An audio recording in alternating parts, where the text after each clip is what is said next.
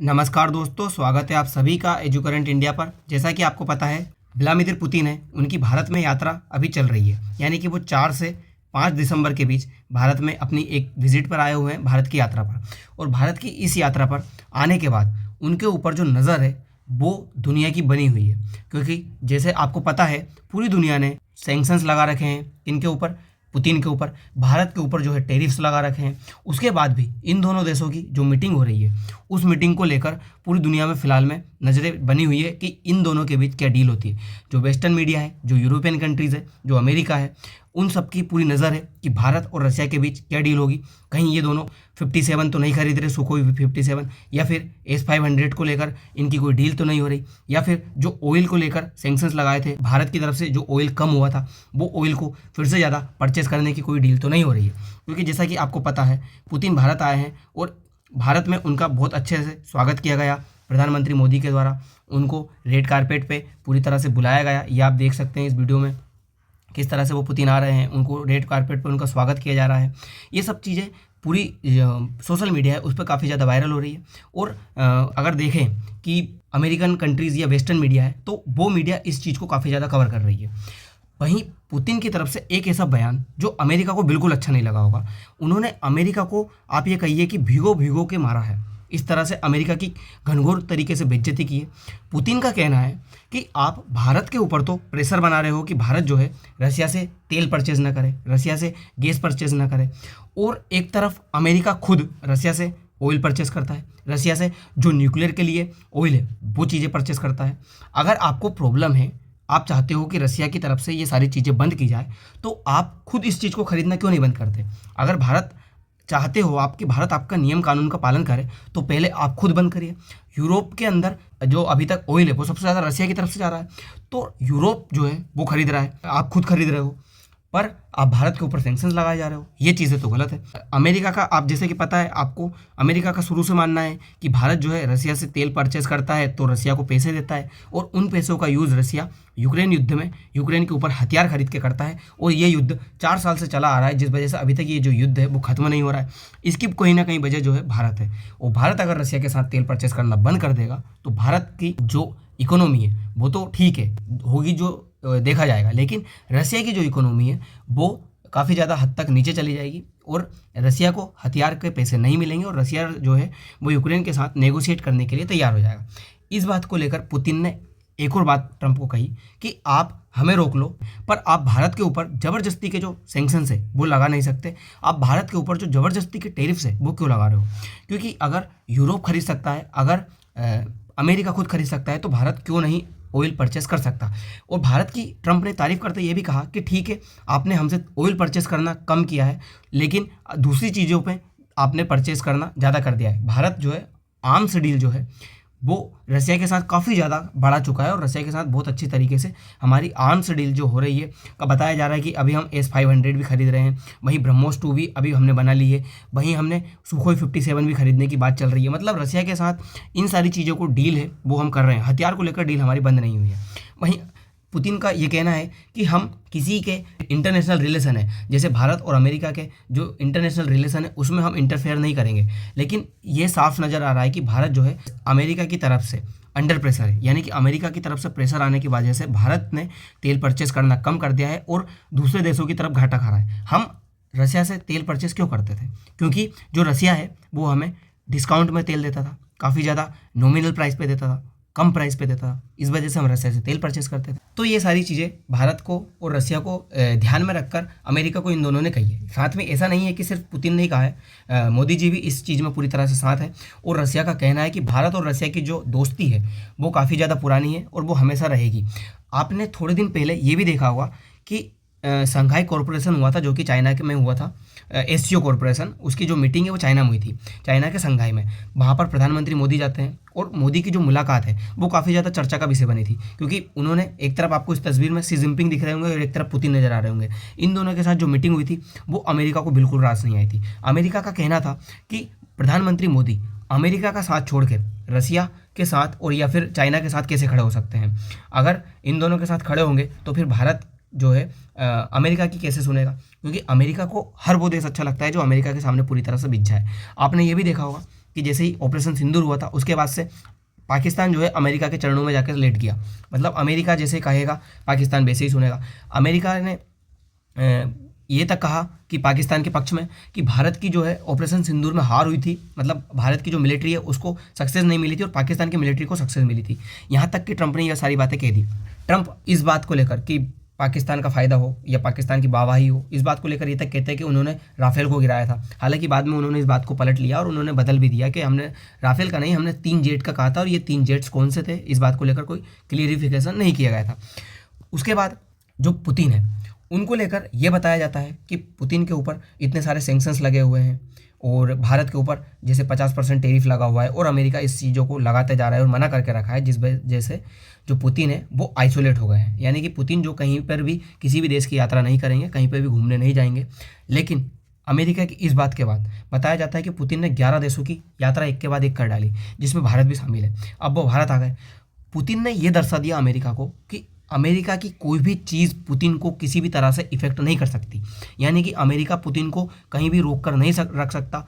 Trump जो है Putin को बिल्कुल भी अपने इशारों पे नहीं कर सकते। जिस तरह से उन्होंने भारत को दबाव में लाकर भारत से तेल परचेस कम करवाना चाहा, उसी तरह से वो पुतिन को भी करवाना चाहते थे कि पुतिन जो है सैंक्शंस लग जाए, जिस वजह से जो युद्ध है यूक्रेन और रसिया के बीच वो बंद हो जाए और रसिया पीछे हट जाए। लेकिन ऐसा हुआ नहीं। रसिया ने किसी तरह से इस युद्ध को कम नहीं किया, बल्कि बताया यह तक जा रहा है कि जो इंटरनेशनल कोर्ट ऑफ जस्टिस है उसने पुतिन के ऊपर अरेस्ट वारंट तक निकाल रखा है। ये तक कहा है कि जो पुतिन है उनको अरेस्ट किया जाए और जेल में डाला जाए, क्योंकि पुतिन जो है वो रसिया में हो रहे महाविनाशक कार्य को उसमें अपना सारा इन्वॉल्वमेंट दे रहे हैं। लोगों के साथ गलत हो रहा है और जो लोग हैं वो मारे जा रहे हैं। मानव अधिकार का पूरी तरह से उल्लंघन पुतिन कर रहे हैं। इस वजह से पुतिन के खिलाफ उन्होंने ये सारी चीज़ें निकाली।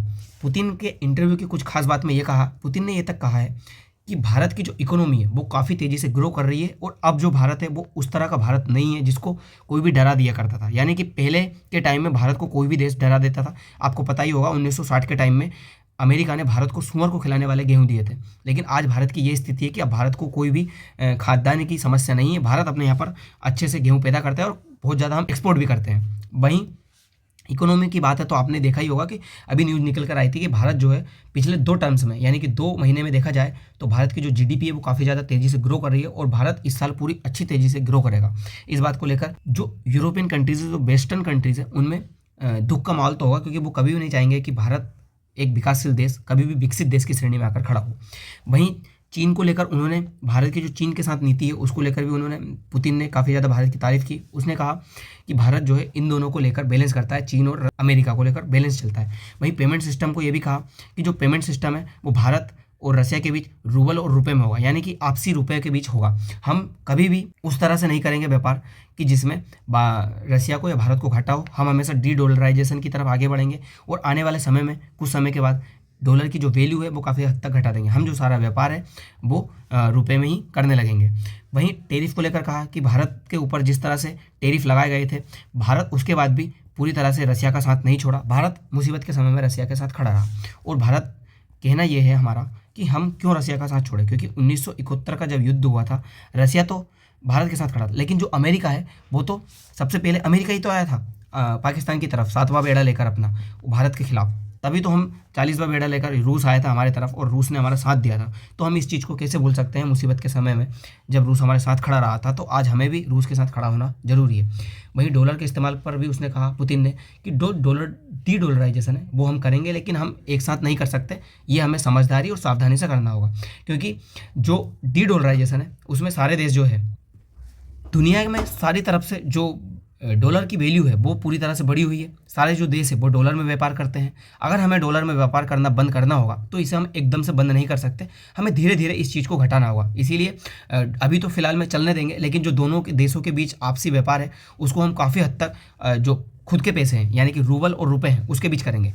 वहीं उन्होंने यूक्रेन जंग और नाटो पर भी सवाल कसते हुए कहा कि यूक्रेन युद्ध है उसको ख़त्म करने के सिर्फ 2 ही तरीके हैं, या तो रूस जो है उन इलाकों पर कब्जा कर ले जो रूस ने अभी अपने कंट्रोल में ले रखा है और यूक्रेन अपनी सेना को पीछे हटा ले, या फिर ट्रंप बीच में आकर नेगोशिएट करवाए और यूक्रेन को समझाए और उसके बाद युद्ध बंद हो। और नाटो को लेकर उन्होंने एक बात कही कि नाटो की कुछ जो चीज़ें हैं वो अच्छी नहीं है, वो रूस और यूरोप के लिए खतरा बनता जा रहा है। खतरा इसलिए कि अगर मान लीजिए नाटो में जैसे 31 देश है, उनमें से किसी एक देश के ऊपर हमला कर दिया जाता है तो पूरे के पूरे जो देश है वो उस युद्ध में शामिल हो जाएंगे, जो कि गलत है। इससे वर्ल्ड वार होने की संभावना ज़्यादा है। वहीं G8 को लेकर पुतिन ने यह कहा कि G8 की अब कोई वैल्यू बची नहीं है। मैं G8 में बिल्कुल शामिल नहीं होना चाहूँगा। जो G7 है वो चलता रहे, मुझे उस चीज़ से कोई फ़र्क नहीं पड़ेगा, क्योंकि G8 की जो इकोनॉमी है वो काफ़ी ज़्यादा नीचे गिर रही है और इससे अच्छी तो भारत की जो अर्थव्यवस्था है वो इन सबसे बड़ी होती जा रही है। वहीं उन्होंने ब्रिक्स का कहा कि जो ब्रिक्स की इकोनॉमी है वो काफ़ी ज़्यादा आगे बढ़ रही है, जिस वजह से G8 की जो वैल्यू है उसके इतने मायने अब रह नहीं जाते हैं। वहीं S-400 मिसाइल को लेकर भी कहा कि जिस तरह से भारत ने S-400 मिसाइल अपने पास रखी है, भारत को उसने इतना ज़्यादा साथ दिया है। पाकिस्तानी युद्ध में ऑपरेशन सिंदूर के टाइम पे जो पाकिस्तान की तरफ से ड्रोन भेजे गए थे, उन ड्रोन को काफ़ी ज़्यादा नुकसान पहुंचाया। उसी तरह से अब S-500 की भी जो डील है वो भारत करने जा रहा है। S-500 जो है 500 से 600 किलोमीटर जो आ रही मिसाइल है उसको रोक सकती है, हाइपरसोनिक मिसाइल को भी ये रोक सकती है, इंटरसेप्ट करके उसे बीच में ही गिरा सकती है, एक साथ कई टारगेट को हिट कर सकती है। वहीं जो लो अर्थ ऑर्बिट है, यानी कि 200 से 300 किलोमीटर के बीच जो लो अर्थ ऑर्बिट में सैटेलाइट्स है, उन सैटेलाइट्स को भी मार गिरा सकती है। मान लीजिए पाकिस्तान का कोई सैटेलाइट है या चाइना का कोई सैटेलाइट है जो भारत की जासूसी करने के लिए आ रहा है, तो हम उसे मार के भी गिरा सकते हैं। वहीं जो मिसाइल है S-400 की तुलना में काफ़ी ज़्यादा बेहतर होगी और अच्छी होगी। और भारत के साथ सुखोई 57 को भी खरीदने की जो रसिया की डील है वो चल रही है। सुखोई 57 इतना खास क्यों है? क्योंकि सुखोई 57 की जो स्पीड है वो 2100 किलोमीटर से काफ़ी ज़्यादा ऊपर है, यानी कि 2100 किलोमीटर प्रति घंटे से तेज ये दौड़ सकता है, भाग सकता है। और सबसे बड़ी बात, ये जो पेलोड उठाने की क्षमता है इसकी, ये 10,000 किलोग्राम से ऊपर का पेलोड अपने सिर पर उठा सकता है, मतलब उठा के ले जा सकता है। ब्रह्मोस जो है लगभग 500 किलोग्राम का ही उठा सकती है पेलोड, लेकिन ये जो सुखोई 57 है ये 10,000 टन तक का, 10,000 किलोग्राम तक का जो पेलोड है वो उठा सकते हैं, यानी कि ब्रह्मोस से भी काफ़ी ज़्यादा पावरफुल और शक्तिशाली रहेगा, जो भारत के लिए काफ़ी ज़्यादा किफ़ायती होगा। इसकी जो लंबाई है वो 65 मीटर है, इसकी जो हाइट है वो 15 मीटर के आसपास है। वहीं अगर आप सोचिए भारत और रूस की जो नेवी है वो एक हो जाएगी तो दुनिया के लिए कितना ज़्यादा खतरा हो सकता है। इसीलिए भारत और रूस की जो नेवी है वो आपसी कार्य करे, आपस में रहकर कार्य करें। उसके लिए भारत और रूस की जो नेवी है उनके बीच में समुद्री अभ्यास को बढ़ाया जाएगा। समुद्री अभ्यास बढ़ाने से कभी युद्ध के समय पर अगर ज़रूरत लगे तो ये दोनों सेनाएँ आपस में मिलकर कार्य कर सकती हैं और किसी भी तरह से दुश्मन को मात दे सकती है। वहीं इन दोनों के बीच जो व्यापार है, मैंने वो आपको बताया कि ये भारत और रसिया का जो व्यापार है वो काफ़ी ज़्यादा हद तक भारत के पक्ष में रहता है। भारत इसमें सरप्लस रहता है।